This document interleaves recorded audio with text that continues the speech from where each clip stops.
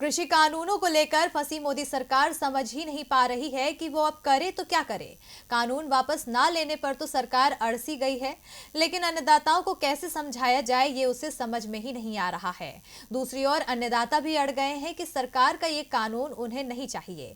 हमें फसलों के लिए न्यूनतम समर्थन मूल्य की गारंटी चाहिए, यानी एमएसपी पर कानून बने।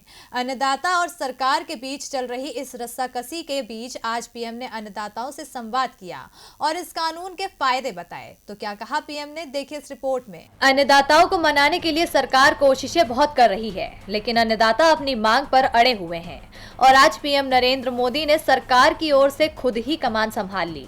उन्होंने वर्चुअल तरीके से अन्नदाताओं से संवाद किया। इसके साथ ही पीएम ने देश के 9 करोड़ अन्नदाताओं के खाते में 2-2 हजार की सम्मान निधि राशि भी सरकार की ओर से ट्रांसफर की।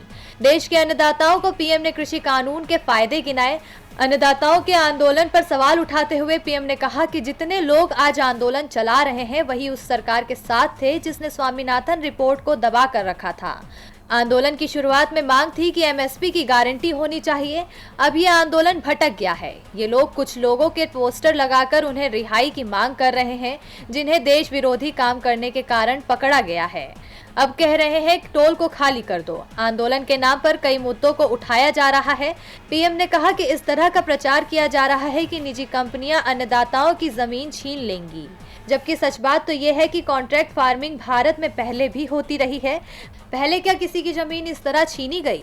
पीएम मोदी ने एमएसपी के मुद्दे पर सफाई देते हुए कहा कि एमएसपी खत्म नहीं होगी, मंडियां भी चालू रहेंगी। सरकार ने अन्नदाताओं को इस बात का भरोसा दिया है। अगर फिर भी कोई शंका है तो सरकार चर्चा के लिए तैयार है। सरकार का फोकस खेती की लागत को कम करने पर है। कई योजनाओं के तहत अन्नदाताओं को लाभ दिया जा रहा है। मुफ्त बिजली, गैस, पानी सरकार ही दे रही है। अब केंद्र की इन बातों में अन्नदाता फंसते हैं या नहीं, ये तो आने वाला समय ही बताएगा। डीबी लाइव की रिपोर्ट।